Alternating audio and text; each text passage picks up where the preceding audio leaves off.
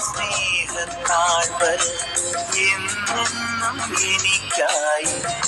ആ ദിവ്യ സമ്മാനം കൈനീട്ടി വാങ്ങാനായി മാടി വിളിച്ചെന്നെ എന്നേശുവേ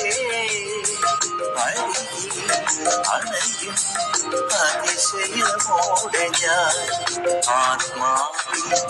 നന്ദി എന്നെന്നും ചൊല്ലും ഞാൻ അഭിഷേകമായി എന്നിൽ നീ അണയുമ്പോൾ ആത്മാവിൽ നന്ദി എന്നെന്നും ചൊല്ലും ഞാൻ അഭിഷേകമായി എന്നിൽ നീ അണയുമ്പോൾ